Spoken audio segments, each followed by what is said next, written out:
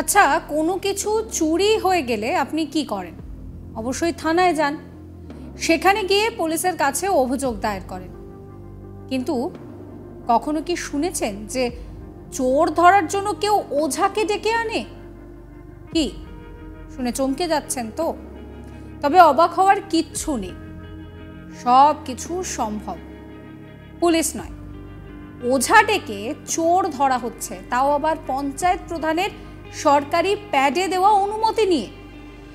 ভারত চাঁদের মাটিতে পৌঁছে গেল মধ্যযুগীয় বর্বরতা বোধহয় আজও অটুট রয়েছে, আর এই ঘটনা তারই যেন একটা উদাহরণ। ঘটনাটি নন্দীগ্রাম ২ নম্বর ব্লকের বিরুলিয়া গ্রাম পঞ্চায়েতের।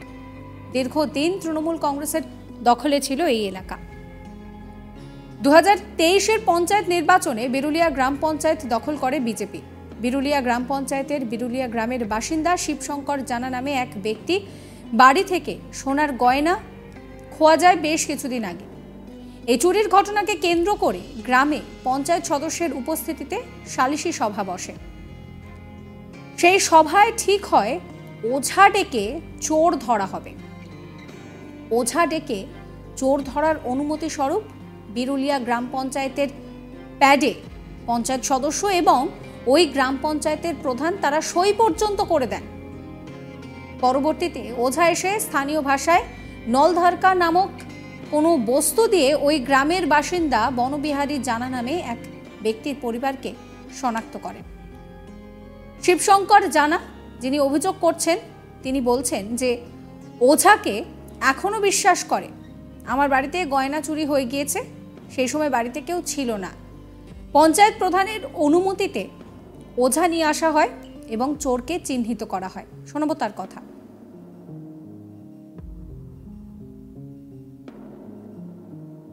বলবো যে লধড়কা এখনো তো মানুষের বিশ্বাসে আছে, তার জন্য গ্রামবাসীগণ তো অনুমতিতে আমি লধড়কা নিয়ে আসি। অনুমতি না দিলে আমরা লধড়কাকে নিয়ে আসতাম না। বিষয়টা কি ঘটেছিল? বিষয়টা এই যে আমার বাড়ির গয়না চুরি হয়ে গেছে। এই বিষয় 26/10/2023 তারিখে গয়না আমার বাড়ি থেকে চুরি হয়ে যায়। তখন কি বাড়িতে কেউ ছিল না? কেউ ছিল না, বাড়িতে কেউ ছিল না। তারপরে গ্রামে বসাবসি হয়, এবং গ্রাম অনুমতিতে আমরা লধড়কা নিয়ে আসি। গ্রাম পঞ্চায়েত এবং প্রধানের অনুমতিতে তার পঞ্চায়েত তার সই স্বাক্ষর করে দিয়েছে প্যাডে, তাদের প্যাডে। তারপরে লধড়কা নিয়ে আসি। লধড়কা নিয়ে আসার পরে চোরকে চিহ্নিত করে, এবং তারপরে চোর কিন্তু অস্বীকার জানায়। এবং চোর আমাদেরকে তারপর গ্রামে বসা হয়। গ্রামে সেখানে কিন্তু চোর উপস্থিত হয়নি এবং বসবে না, বলছে যে আমি থানায় বসাবসি করবো। আমি বলছি গ্রামবাসীগণ আছে, তারা তার করবেন, আমি থানায় কেন যাব? গ্রাম যেহেতু সহযোগিতায় আমাদের প্রথম থেকে আছে, আমি আমি থানায় যাব সেখানে? বাবু বলছে যে বলে আমি থানায় বসবো, আমি গ্রামে বসবো না। পঞ্চায়েত বলেছে বসতে না বলে। আপনাদের নামে তো অভিযোগ হয়েছে, কি বলবেন? কি বলবো, আমরা কিছু করিনি। আমাদের নামে যদি অভিযোগ করবে।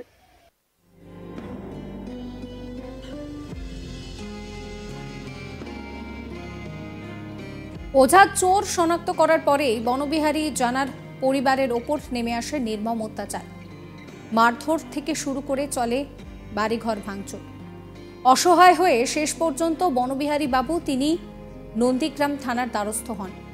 তিনি ওই এলাকার কয়েকজনের নামে নন্দীগ্রাম থানায় লিখিত অভিযোগও দায়ের করেছেন।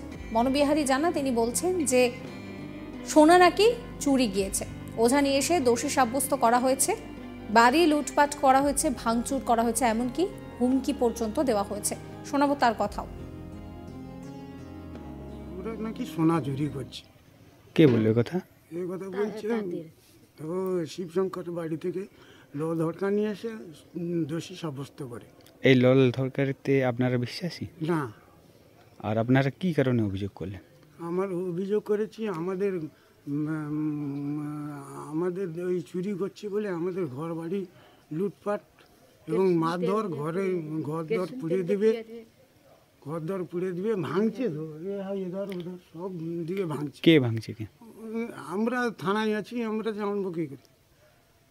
ওরা তো সকালবেলা রাত্রেবেলা হুমকারি দিতে আসে, আমরা তো বাড়িতে থাকিনি, থাকতে পারি। আপনার বাড়িতে কজন থাকে? আমার 3 জন। আপনারা কি কোনো রাজনৈতিক দলের সঙ্গে যুক্ত? আমরা বিজেপিকে সমর্থন করি। যদিও নন্দীগ্রাম থানার পুলিশ এখনো পর্যন্ত কাউকে গ্রেফতার করতে পারেনি।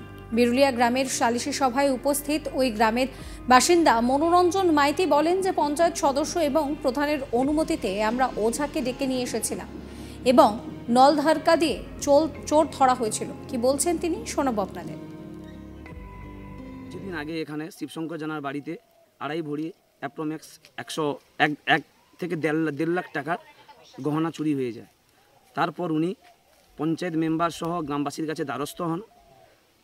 1-2 দিন পর গ্রামবাসী সহ পঞ্চায়েত মেম্বার আমাদের শীতলা মায়ের মন্দিরে সালিশি সভা বসায়। সেখানে সবাই থেকে, গ্রামবাসী থেকে, পঞ্চায়েত মেম্বার থেকে ওনাকে নল দরকার নেওয়া আসার যে ব্যবস্থা করার জন্য আমরা সবাই মিলে অনুমতি দিই। সেই মতো উনি প্রধান সাহেবের কাছে এবং পঞ্চায়েত মেম্বারের কাছে প্যাডে লিখে পারমিশন নিয়ে আসেন। তারপরই নলধরকা এসে একজনকে চোর হিসাবে দোষী সাব্যস্ত করে। তারপরই উনি পঞ্চায়েত মহাশয়ের কাছে 1,500 টাকা সমেত দরখাস্ত বা পিটিশন তিনি জমা করেন। পঞ্চায়েত সাহেব 10 থেকে 11 দিন পর টাকা সমেত দরখাস্ত ফেরত দেয় এবং দরখাস্তে লিখে দেয় আমি গ্রাম্য সালিসি করতে অপ্রস্তুত, অপারক, তাই বিষয়টি আমি প্রশাসনে জানিয়েছি। তার 1-2 দিন পর আমরা প্রশাসনের দ্বারস্থ হই প্রশাসনের অনুমতিতে এবং সাহেবকে আমরা বলি যাতে গ্রাম্য হিসাবে বিষয়টি আর না বাড়িয়ে এখানেই সমাধান হয়ে যায়। অনুমতি নিয়ে আমরা গ্রামের কিছু ছেলে এবং মহিলা ওনার বাড়িতে গিয়েছিলাম। গিয়ে ওনাকে বলেছিলাম যে আজকের আপনি আমাদের গ্রাম্য সালিসি সভায় উপস্থিত থাকবেন, কিন্তু বাড়ির পাশ থেকে খবর নিয়ে দেখা যায় যে উনি তার পরের দিন উপস্থিত থাকেনি, তাই আর সালিসি সভা হয়নি। আমরা বিষয়টি প্রশাসনে জানিয়েছি, এখনও আমরা প্রশাসনের দ্বারস্থ হয়েছি। আমরা গ্রামবাসী হিসাবে যেটা চাইছি, খোয়া যাওয়া সোনা যাতে উদ্ধার হয় এবং যিনি দোষী সাব্যস্ত হবেন তার জন্য দৃষ্টান্তমূলক শাস্তি হয়। পঞ্চায়েত প্রধান মৈত্রী গুড়িয়া দাস তিনি অবশ্য ওঝা ডেকে চোর ধরার বিষয়ে সরকারি প্যাডে স্বাক্ষর করে অনুমতি দেওয়ার বিষয়টিকে অস্বীকার করেছেন। বিজেপি পরিচালিত গ্রাম পঞ্চায়েতে এই ধরনের ঘটনাকে কটাক্ষ করেছে তৃণমূল কংগ্রেস। সেখান থেকে তৃণমূল কংগ্রেসের তরফে বাপ্পাদিত্য গর্গ তিনি বলেন যে বিজেপি এখনো পর্যন্ত মধ্যযুগীয় বর্বরতেই আক্রান্ত, তার থেকে বেরোনো এখনো তাদের পক্ষে সম্ভব হয়নি, এটা তারই প্রমাণ। এই ঘটনার পরে প্রশ্ন উঠতে শুরু করেছে যে যেখানে ভারত চাঁদে পৌঁছে গিয়েছে সেখানে কেন এই ধরনের পদক্ষেপ, তা নিয়ে প্রশ্ন উঠতেও শুরু করেছে।